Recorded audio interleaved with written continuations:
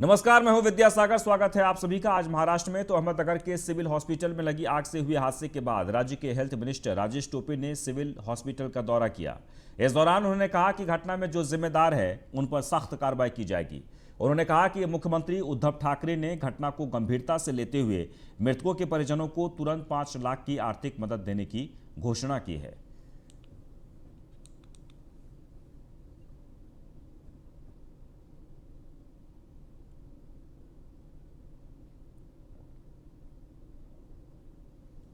वहीं अहमदनगर के गार्जियन मंत्री हसन मुशर्रफ ने मीडिया को जानकारी देते हुए बताया कि अहमदनगर जिला अस्पताल में आग की घटना को लेकर विभागीय आयुक्त के नेतृत्व में एक कमेटी का गठन किया गया है। यह एक दुर्भाग्यपूर्ण घटना है। सरकार ने दोबारा फायर ऑडिट कराने के निर्देश दिए हैं, फिर भी ऐसी घटनाएं दुर्भाग्यपूर्ण हैं।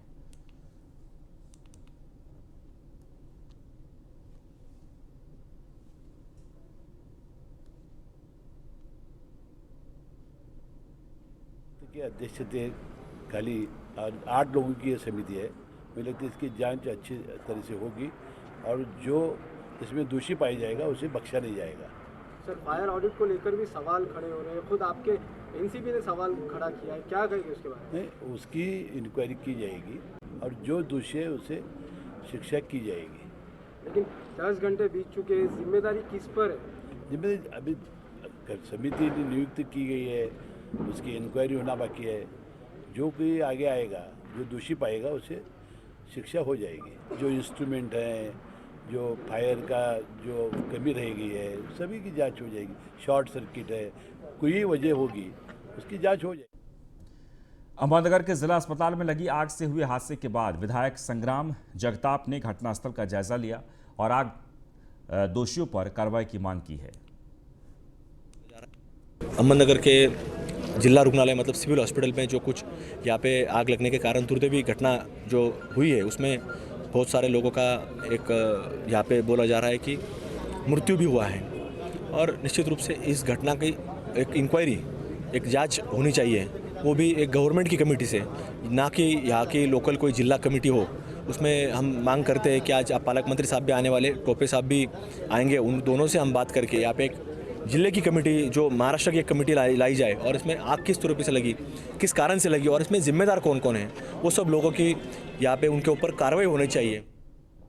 वहीं अहमदनगर के जिला हॉस्पिटल में भीषण आग लगने से हड़कंप मच गया है। अस्पताल के आईसीयू में लगी आग से 10 लोगों की जान चली गई है। इसकी जानकारी अहमदनगर के जिला कलेक्टर ने दी है। शॉर्ट सर्किट की वजह से यहाँ पे आग लगी है। कोविड का जो अहमदनगर सिविल हॉस्पिटल का ये जो वार्ड था उसमें 17 पेशेंट्स थे और यहाँ पे उनको वहाँ से शिफ्ट किया। उसमें लोकल एमएलए ने भी वो इमीडिएटली यहाँ पे पहुँचे थे। सब यहाँ पे जो भी कार्रवाई करने की कार्रवाई किया, लेकिन दुर्भाग्य से 10 लोगों का मृत्यु हुआ। वहीं अहमदनगर सिविल हॉस्पिटल में लगी आग से झुलसकर 11 लोगों की मौत हो गई है। आपको बता दें कि सिविल अस्पताल के कोरोना आईसीयू वार्ड में शनिवार सुबह आग लग गई थी। इस आईसीयू वार्ड में लगभग 20 मरीजों का इलाज किया जा रहा था, जिनमें से 11 लोगों की मौत हो गई है, जबकि 6 लोग गंभीर रूप से जख्मी हैं। इस पूरे मामले के चलते अस्पताल के फायर ऑडिट पर कई सवाल खड़े हो रहे हैं। पर फायर एक्ट, उस फायर एक्ट के तहत हमने जो बिल्डिंग्स हैं उस बिल्डिंग में फिक्स फायर फाइटिंग इंस्टॉलेशन के तहत स्प्रिंकलर सिस्टम लगाने के लिए कहा हुआ था, हाइड्रेंट सिस्टम लगाने के लिए कहा था, स्मोक डिटेक्टर होगा या फिर हुजरील होगा या हाइड्रेंट सिस्टम होगा। ये सब सिस्टम जो है हमने उनका रिक्वायरमेंट में लिखित तौर पर दिया हुआ था। ये जो रिपोर्ट्स हैं, ये रिपोर्ट फायर ऑडिट करके हमने 2015 में उस बिल्डिंग का फायर ऑडिट किया हुआ है। उसके बाद में 2021 में अगेन हमने फायर ऑडिट किया हुआ है। 21 में भी हमने उनको इन्फॉर्मेशन दी थी कि भाई आप इस सब चीज़ों को फुलफिल करके यहाँ पर उसका रिपोर्ट्स पेश। अहमदनगर के सिविल अस्पताल में लगी आग के चलते 11 मरीजों की कल मौत हुई, जिसके चलते फायर ऑडिट पर कई सवाल जो है वो खड़े हुए। लेकिन दमकल विभाग के प्रमुख शंकर मिसाल ने न्यूज़ 1 इंडिया के साथ बात करते हुए कहा कि 2015 में हॉस्पिटल का ऑडिट हुआ था और 2021 में लिखित तौर पर हॉस्पिटल प्रशासन को जानकारी भी दी गई थी, लेकिन इसके ऊपर हॉस्पिटल प्रशासन की ओर से कोई भी कार्रवाई नहीं हुई, जिसके चलते सिविल सर्जन के कार्यप्रणाली पर कई सवाल जो है वो खड़े होते दिखाई दे रहे हैं। हालांकि इस पूरे मामले में एक जांच कमेटी गठित की गई है। इस पूरे मामले की जांच होगी, कार्रवाई होगी, लेकिन गई हुई जानें वापस नहीं आएगी। इसलिए ऐसी घटना दोबारा न हो, इसलिए दोषियों पर सख्त से सख्त कार्रवाई की मांग हो रही है। Sunil Bhungal, news 1 India, Ahmednagar. दिवाली त्योहार के समय कोरोना के नए मामले बढ़ने की आशंका विशेषज्ञों ने जताई थी। इस आशंका के बीच राहत भरी खबर सामने आई है। 18 महीने यानी 554 दिन बाद राज्य में और 19 महीने बाद मुंबई में कोरोना के नए मामले कम मिले हैं। इतना ही नहीं, मौत की संख्या भी राज्य में 18 महीने बाद शनिवार को सबसे कम दर्ज हुई है। राज्य में कोरोना के 661 नए मरीज मिले हैं और 10 लोगों की कोरोना से मौत हुई है।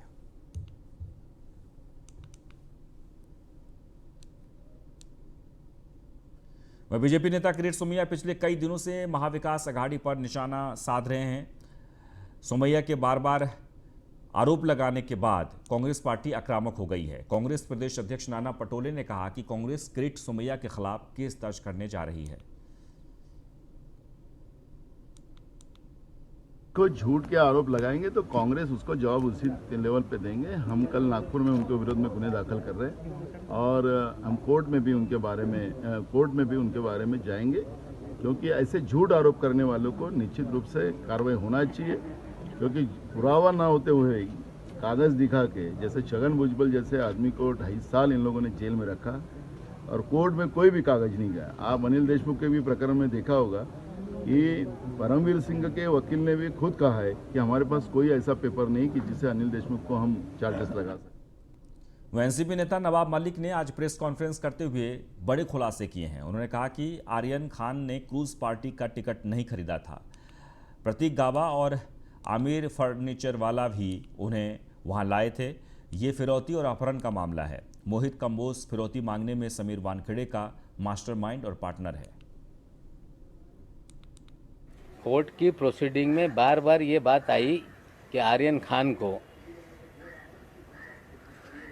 वो स्वयं उस क्रूज पे कोई टिकट निकाल के नहीं गया,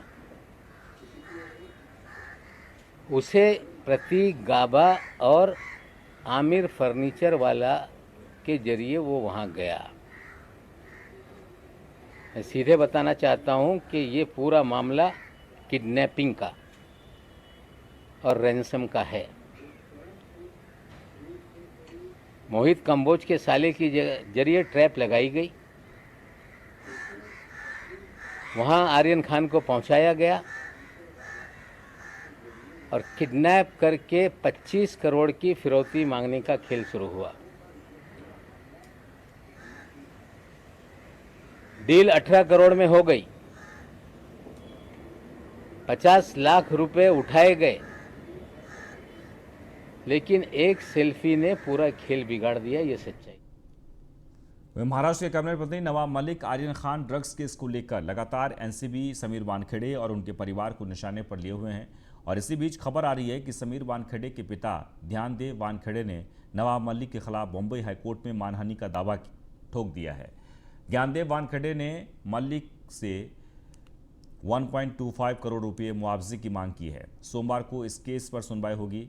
ध्यानदेव से पहले बीजेपी नेता मोहित कंबोज ने भी नवाब मलिक पर 100 करोड़ की मानहानि का मुकदमा दर्ज कराया है। मानहानि से जुड़े आरोप में कहा गया है कि नवाब मलिक ने पूर्वाग्रह से प्रेरित होकर ज्ञानदेव वानखेड़े, समीर वानखेड़े और उनके परिवार के सदस्यों के नाम, चरित्र, प्रतिष्ठा और सामाजिक छवि को लगातार नुकसान पहुंचाया जा रहा है।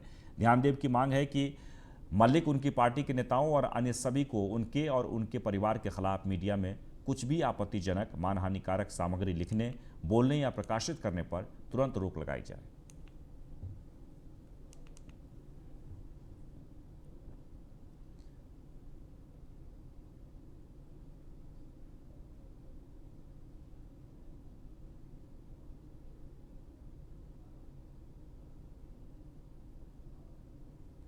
वह महाराष्ट्र के पूर्व गृह मंत्री अनिल देशमुख को मुंबई उच्च न्यायालय ने प्रवर्तन निदेशालय की कस्टडी में भेज दिया है। देशमुख को 12 नवंबर तक ईडी कस्टडी में भेजा गया है। आज अनिल देशमुख को न्यायिक हिरासत में भेजे जाने के खिलाफ ईडी ने हाईकोर्ट का रुख किया था। ईडी ने देशमुख की कस्टडी की मांग की थी। बॉम्बे हाईकोर्ट ने सेशन कोर्ट के कल के फैसले को पलट दिया और अनिल देशमुख को 12 नवंबर तक ईडी कस्टडी में भेजने का फैसला सुनाया। 1 नवंबर को अनिल देशमुख को 12 घंटे की पूछताछ के बाद ईडी ने गिरफ्तार कर लिया था। देशमुख को मनी लॉन्ड्रिंग केस में गिरफ्तार किया था। अनिल देशमुख कल तक ईडी की कस्टडी में थे। कल उनकी ईडी कस्टडी खत्म हो गई थी, इसलिए ईडी ने उन्हें सेशन कोर्ट में पेश किया। कोर्ट ने अनिल देशमुख की कस्टडी को और 13 दिनों के लिए बढ़ा दिया है।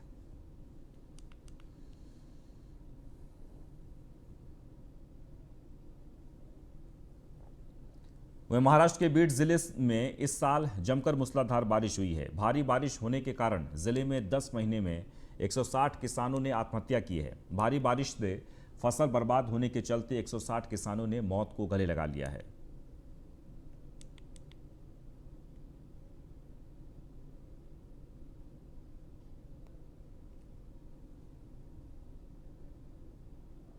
तो मुंबई के कांदिवली इलाके में हंसा हेरिटेज नाम की 15 मंजिली इमारत की 14वीं मंजिल पर भीषण आग लग गई। हालांकि आग लगने का कारण अब तक स्पष्ट नहीं हो पाया है। वहीं हादसे में 2 लोगों की मौत और 2 लोग घायल हो गए हैं।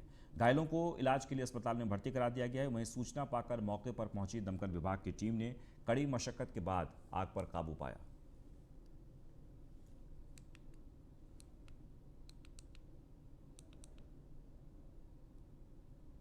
वहीं रविवार को भी पेट्रोल डीजल के दामों में कोई इजाफा नहीं हुआ है, जिससे आम इंसान को राहत मिली है। शुल्कों में कटौती के बाद से आम आदमी ने चैन की सांस ली है। हालांकि अभी भी पेट्रोल डीजल के दाम रिकॉर्ड स्तर पर हैं। बुधवार को डीजल के भाव 11 रुपये से 13 रुपये तो पेट्रोल के दाम 7 रुपये से 8 रुपये तक घटे थे। आज भी पेट्रोल डीजल के दामों में कोई बदलाव न होने से आम लोगों को बढ़ती महंगाई के इस दौर में काफ़ी राहत मिली है।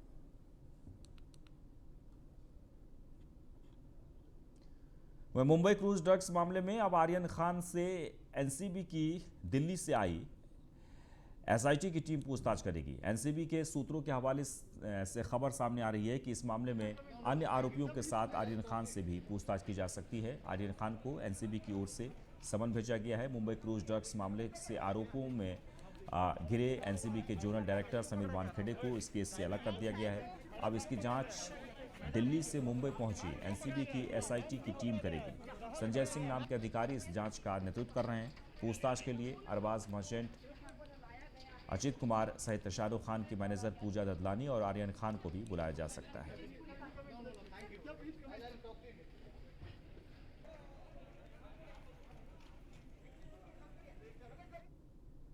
अक्षय कुमार और कैटरीना कैफ की सुपरहिट फिल्म सूर्यवंशी अब ब्लॉकबस्टर की तरफ दौड़ रही है। अपनी फिल्म की सफलता और प्रमोशन के लिए अक्षय कुमार उनके पसंदीदा comedy show the Kapil Sharma show में आज के एपिसोड में आने वाले हैं। अक्षय कुमार के साथ कैटरीना कैफ भी इस शो का हिस्सा होंगी। सोनी टीवी द्वारा शेयर किए गए इस एपिसोड के प्रोमो वीडियो में हम देख सकते हैं कि कॉमेडियन कपिल शर्मा दर्शकों को बता रहे हैं कि किस तरह से अक्षय कुमार उनके आसपास के 100 मीटर के दायरे में करोड़ों की कमाई कर लेते हैं।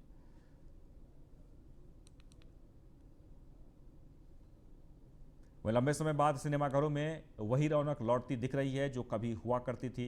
रोहित शेट्टी की फिल्म सूर्यवंशी ने बॉक्स ऑफिस पर तहलका मचा दिया है और इस साल की हिट फिल्म बन चुकी है।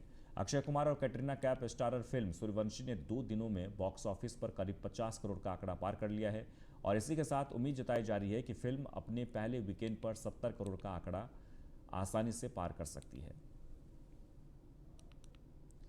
वह अभिनेत्री जानवी कपूर की बहन खुशी कपूर 21 साल की हो गई हैं। खुशी के बर्थडे पर जानवी कपूर अपनी बहन और दोस्तों के साथ रॉकिंग पार्टी एंजॉय करती हुई नजर आईं। जानवी ने खुशी के बर्थडे सेलिब्रेशन की कुछ तस्वीरें अपने इंस्टा हैंडल पर शेयर की हैं।